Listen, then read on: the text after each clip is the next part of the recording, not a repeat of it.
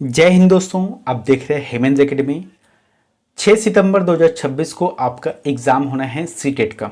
ऐसे में आज जो टॉपिक देखने वाले हैं सीडीपी का बहुत ही महत्वपूर्ण टॉपिक, जो कि पीवाईक्यू क्वेश्चन है और ये 2022 के एग्ज़ाम में पूछा गया है। ऐसे में ये जो टॉपिक है काफ़ी इंपॉर्टेंट हो जाता है।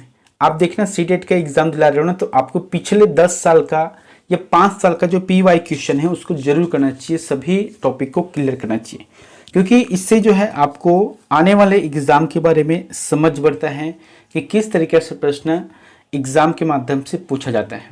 ऐसे में आप हमारे चैनल पर अगर नए हों तो चैनल को सब्सक्राइब कर देना, बेल आइकन को जरूर दबा देना, ठीक है। चलिए चलते हैं वीडियो की तरफ।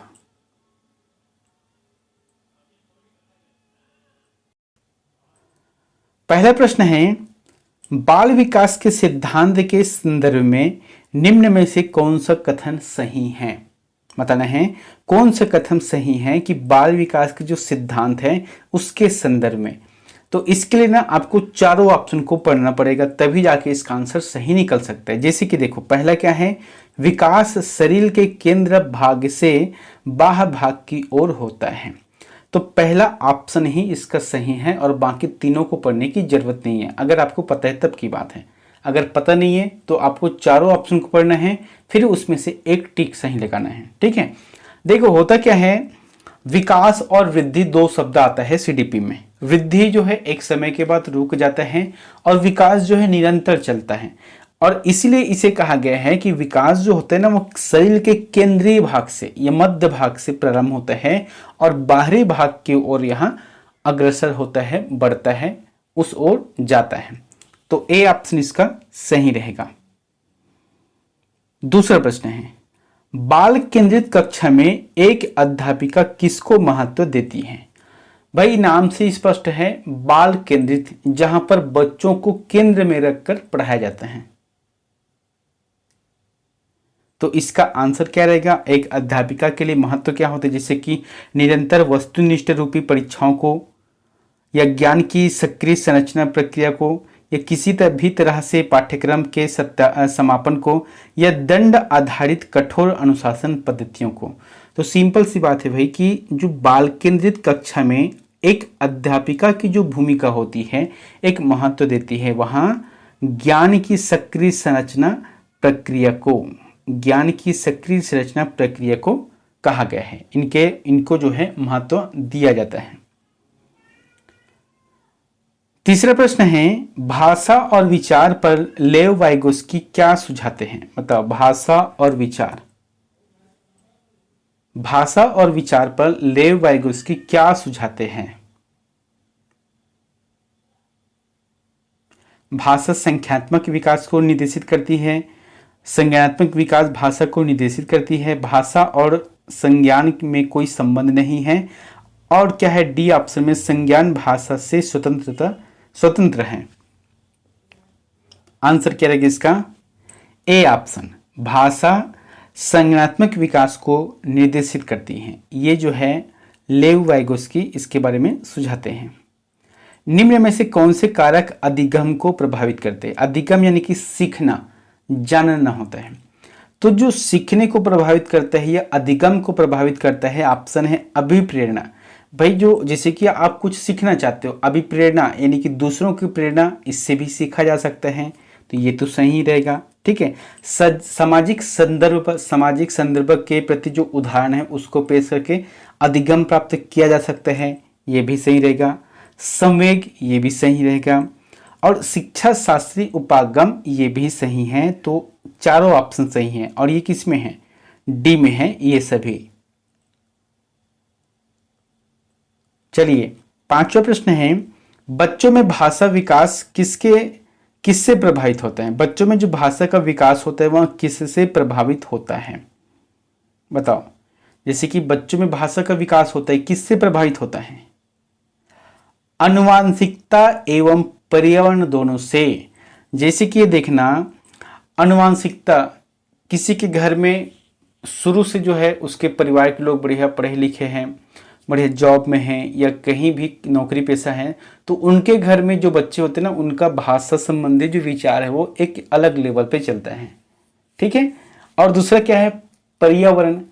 आप देखना छोटा सा बच्चा है, आप उसे जिस परिवेश में रखोगे वहां उसी का भाषा सीख सकता है। जैसे कि अगर आप उसे हिंदी माध्यम के फैमिली में रखोगे, उनके पर्यावरण में रखोगे, तो वह हिंदी भाषा को अच्छे से समझ जाएगा। जिसके माता पिता हमेशा अंग्रेजी बोलते हैं या और भी क्षेत्रीय भाषा का प्रयोग करते हैं, साउथ में अगर जैसे तमिल है, मलयालम है ना, इन सभी भाषाओं के बीच में रहते हैं बालक, तो वह उसी भाषा को जल्दी समझते हैं। तो ये आनुवांशिकता एवं पर्यावरण दोनों से है जो कि बच्चों में भाषा का विकास होता है और ये सभी इनको प्रभावित करता है। एक प्रगतिशील कक्षा, बताइए एक प्रगतिशील कक्षा मतलब क्या होता है। जैसे ये केवल मुख श्रवण को प्राथमिकता देता है तो गलत। भाई एक प्रगतिशील कक्षा में सिर्फ मुख बाधिर बच्चे को या मुख श्रवण को ही प्राथमिकता देते हैं, तो ऐसा नहीं होता। अधिगमकर्ताओं की व्यक्तिगत विभिन्नताओं का सम्मान करता है, ये बात जो है सही रहेगा। जो सीखना चाहता है तो उसमें चाहे व्यक्तिगत विभिन्नता हो, जाति हो, धर्म हो, शारीरिक रूप से हो या जैसे कि क्या बोलते हैं, है ना, शारीरिक विकलांगता हो, इन सभी में भेदभाव ना करते हुए विभिन्नताओं को सम्मान देते हैं। अनेक जो विभिन्नता है उसको एक भावना में रखते हैं, अनेक विभिन्नताओं को एक जगह रख के अगर कोई अधिगम देता है, कोई से शिक्षित करता है, तो यही जो है एक प्रगतिशील कक्षा का उदाहरण होता है। तो बी ऑप्शन सही रहेगा।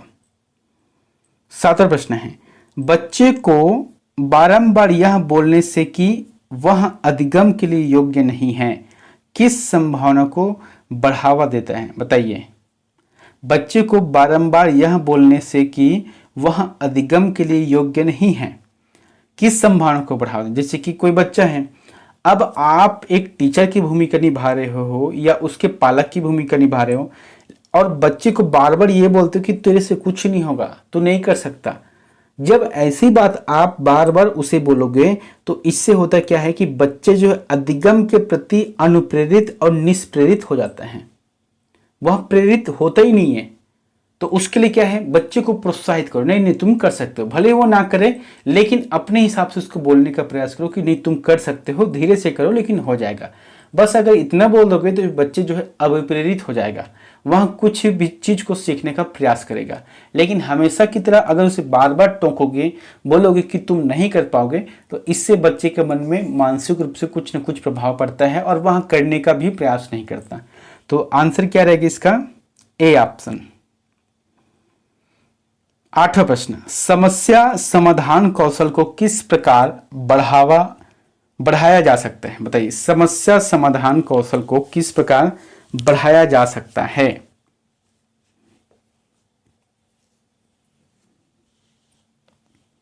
क्या जाएगा, समस्या समाधान कौशल को किस प्रकार बढ़ाया जा सकता है।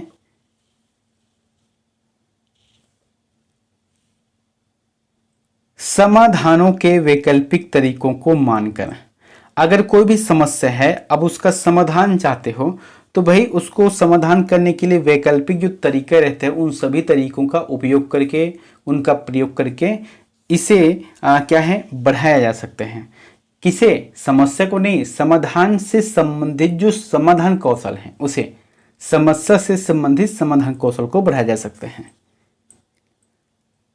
9वां नंबर का प्रश्न है, गुणज वैकल्य सीधे तौर पर निम्न में से किससे संबंधित है। बताइए, गुणज वैकल्य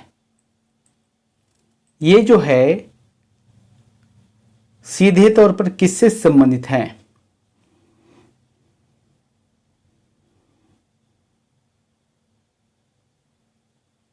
आंसर आ जाएगा इसका सांगीतिक योग्यता से, है ना, सांगीतिक योग्यता से यहां संबंधित है। यह प्रश्न ना आपके एग्जाम में आया हुआ था। अगला, शिक्षा का अधिकार अधिनियम 2009 के अंतर्गत निजी विद्यालयों में आर्थिक रूप से कमजोर वर्ग के विद्यार्थियों के दाखिले हेतु सीटों के आरक्षण का प्रावधान है। इन छात्रों के सफल समावेशन हेतु एक अध्यापक को किस तरीके से शिक्षा शास्त्र का प्रयोग करना चाहिए। बताइए, शिक्षा का अधिकार जो आरटी एक्ट है 2009 के हिसाब से, जो निजी विद्यालय वहां पर आर्थिक रूप से जो कमजोर होते हैं ना, उन लोगों के लिए एक सीट का आरक्षण करते हैं। तो वो उन सीटों को भरने के लिए, उन सीटों में आरक्षण का लाभ उठाने के लिए बच्चों में जो समावेशन होता है, तो एक अध्यापक उसे किस तरीके से प्रयोग करना चाहिए। तो आंसर क्या रहेगा? देखो इसका आंसर ना जैसे कि साम्यता पर आधारित ये सही रहेगा। हालांकि यहाँ पर डी ऑप्शन भी दिया है समानता पर आधारित, लेकिन साम्यता पर आधारित लिखना है क्योंकि ये आपके 2022 के एग्जाम में पूछा गया है। इसको भी आपको याद रखना है। अब भाई जैसे कोई पूछा गया एग्जाम में तो उसका आंसर को जैसा बोला है आप उसी आधार पे आपको लेना है, उसमें कोई छेड़खानी नहीं कर सकते। 11वां नंबर का प्रश्न है कि लॉरेंस कोहेलबर्ग के नैतिक विकास के सिद्धांत के अनुसार सजा टालने के लिए नियमों का पालन करना किस चरण को दर्शाता है? सजा टालने के लिए नियमों का पालन करना किस चरण को दर्शाता है? ये रहेगा प्रथा पूर्व चरण। प्रथा पूर्व चरण इसका आंसर सही रहेगा। 12वां नंबर का प्रश्न है निम्न में से कौन सा बच्चों के समाजीकरण का प्राथमिक कारक है? बताइए निम्न में से कौन सा बच्चों के समाजीकरण का प्राथमिक कारक है?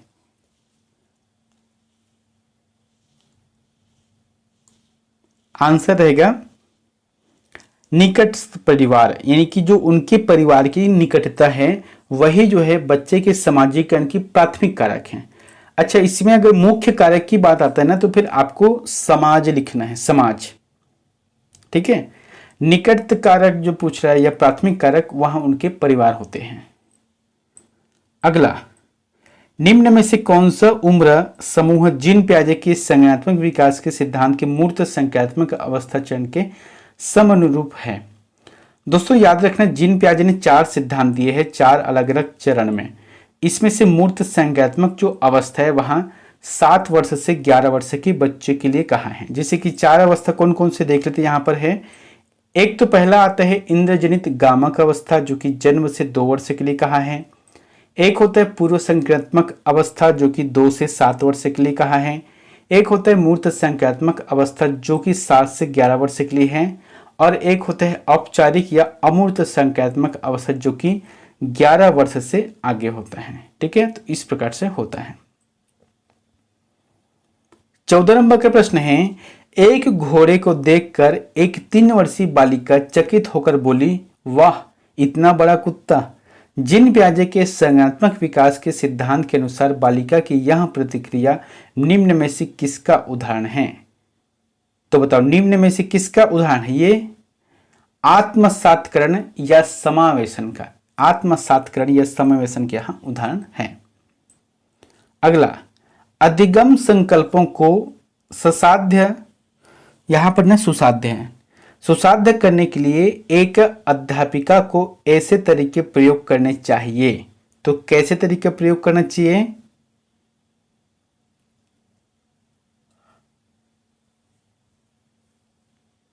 आंसर रहेगा इसका सी ऑप्शन, जो विभिन्न संकल्पों के बीच संबंध खोजने को महत्व देता है, ऐसे तरीकों का प्रयोग करना चाहिए। लेव वाइगोस्की का सिद्धांत मुख्यतः व्याख्या करता है। बताइए लेव वाइगोस्की का जो सिद्धांत है मुख्यतः व्याख्या करता है, तो किसकी व्याख्या करता है?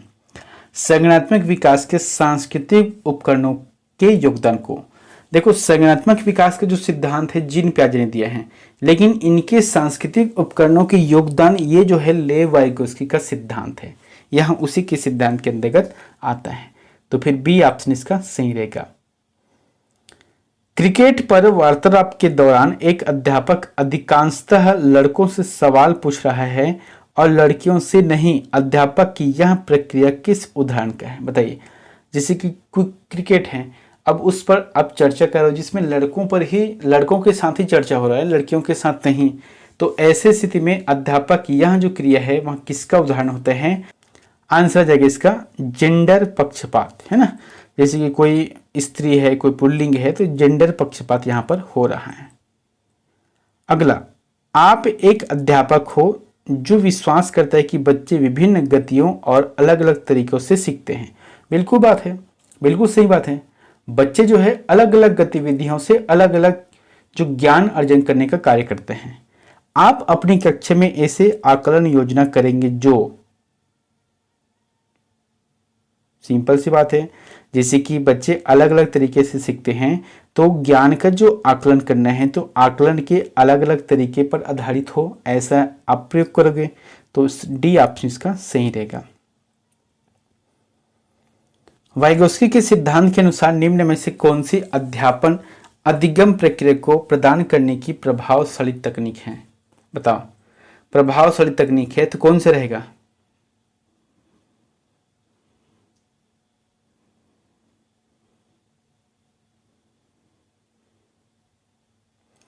समस्या को सुलझाने के दौरान यदि बच्चे किसी बिंदु पर अटक जाए तो उस समय संकेत और इशारे दे। देखो आप ना, जैसे कि आप पढ़ा रहे हो, अब बच्चे को आप पढ़ा दिए और उसी विषय पर आप उससे प्रश्न कर रहे हो, लेकिन बच्चे कहीं कहीं पर अटक रहा है, तो इसका मतलब ये नहीं कि आप उसे अपने हाथ से पकड़कर उसके सिखाओगे कि ऐसा करना है ऐसा करना, नहीं, आप उसे संकेत दो, आप उसे हिंट दो कि इस तरीका से इसका उत्तर निकलेगा, लेकिन आपको ऐसा नहीं कि आपको पूरी तरह से उसे बताना है।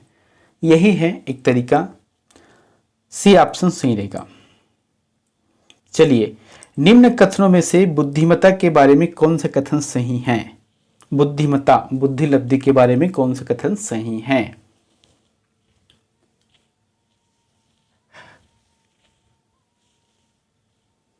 आप ना ये ऑप्शन को पढ़ना चाहिए आपको, भले वीडियो को पॉज कर लेना, चारों ऑप्शन को पढ़ो, चारों ऑप्शन को पढ़ने के बाद इसका आंसर सही निकालना है।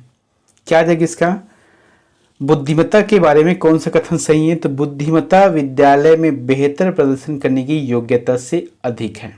ठीक है, आपके बुद्धि कितना अच्छा है, ये जो है विद्यालय में बेहतर प्रदर्शन करने की योग्यता से अधिक है। तो डी ऑप्शन सही रहेगा। बच्चों में सृजनात्मकता को किस प्रकार सुसाध्य किया जा सकता है? बताइए, बच्चों में सृजनात्मकता को किस प्रकार सुसाध्य किया जा सकता है? आंसर क्या रहेगा? केवल अनुकरण द्वारा। याद रखना है, बच्चों में सृजनात्मकता करना है, छोटा सा बच्चा है वो क्या सीख सकता है? जैसा अपने से बड़े व्यवहार करते हैं उसी को अनुकरण करके वहां सीख सकते हैं, तो केवल अनुकरण द्वारा, डी ऑप्शन रहेगा। 22वां प्रश्न है, एक समावेशी कक्षा में सूचना को किस तरीके से प्रस्तुत करना चाहिए? बताओ, एक समावेशी कक्षा में सूचना को किस तरीके से प्रस्तुत करना चाहिए? बहुल रूप में प्रदर्शित करना चाहिए, प्रस्तुत करना चाहिए। शिक्षा की समकालीन नीतियों के अनुसार दिव्यांग बच्चों की शिक्षा के लिए कौन सा मॉडल सुझाया गया है? बता, दिव्यांग बच्चों के लिए कौन सा मॉडल सुझाया गया है? तो जो दिव्यांग बच्चे होते हैं, जिसकी किसी को दिखाई नहीं देता या किसी को सुनाई नहीं देता या उनके शरीर से थोड़ा सा कमजोर हो, तो इसके लिए समावेशी शिक्षा है, जिसके माध्यम से बच्चे आसानी से शिक्षा प्राप्त कर सकते हैं। बी ऑप्शन सही रहेगा। अधिगम प्रक्रिया के बारे में निम्न में से कौन सा कथन गलत है? बताइए, अधिगम प्रक्रिया के बारे में निम्न में से कौन सा कथन गलत है?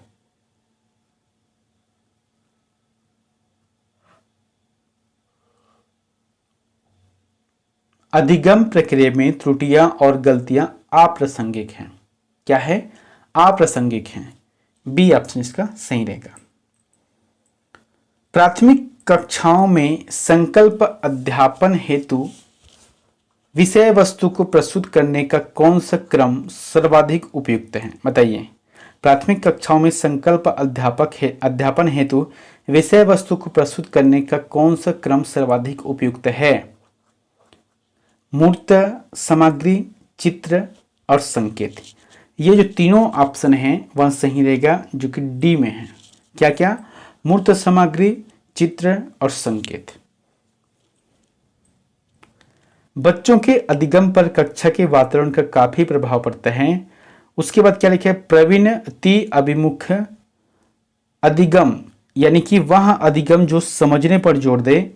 संस्कृति को बढ़ावा देने के लिए कक्षा का वातावरण किस तरह का होना चाहिए?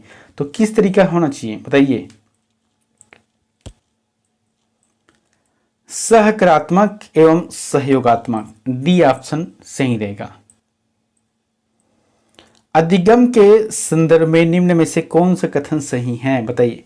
अधिगम के संदर्भ में सीखना है तो उस संदर्भ में कौन सा कथन सही है आपको ये बताना है। क्या आ जाएगा इसका आंसर?